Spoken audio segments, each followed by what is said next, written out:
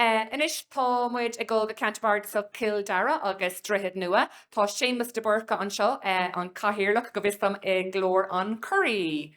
Fáilteóid a chéimiis. I do seaamh an seo Séamus mar an solas an fí seán, right?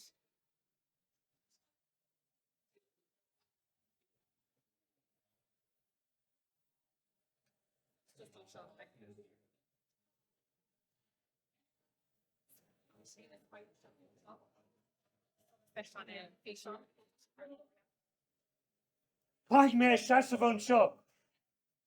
Which have been on me a close. Which been on me a close. Go húntaach. Okay, Gormagut, a fola, agus míle buchas de Welga nuide agus Kildare le Gaelga as op na hócáde úntaach seo chur fáil doin. In anion an forum ag teacht on our Gorson Bell Doris an sin.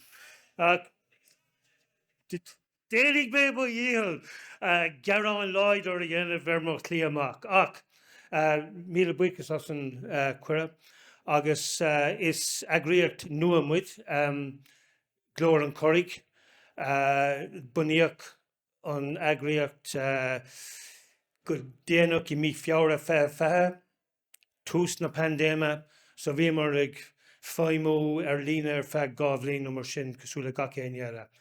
Ach ó mí abrán se caite roig tá míad ag fás agus ag déanamh rudí agsúla agus tásúlagum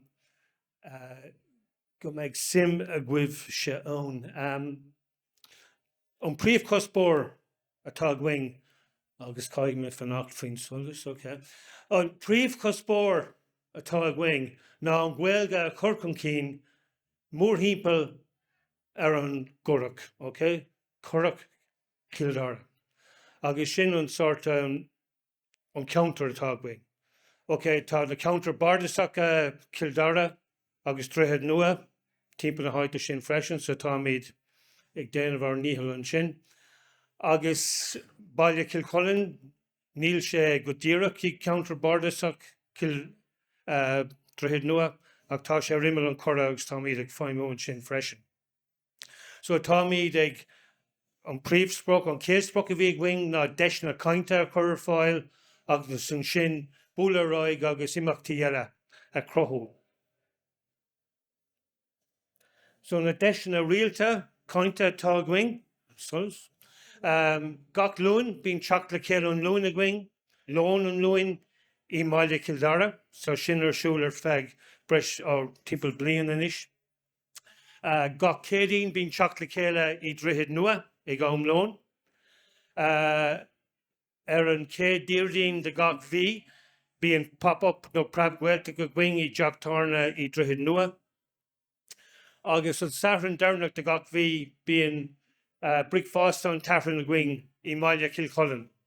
So sin like deis na rialta atá ar fáil do muintir an Gaelga sa counter seo. Agus níl sé luaite go an sin ach tá nasca gcuig freisin le campa an chorí le óglaigh na hÉireann leis an arm agus be míad ag agrú ágra co-agrú lo imachtaí agsúla ar fud campa an chorí freisin. So sin na pointí teaghála atá going. So scapad scéal tá míad an seo, tá míad ag leabhart Gaelga, tá míad ag fás agus éis le glór an chorí gur maith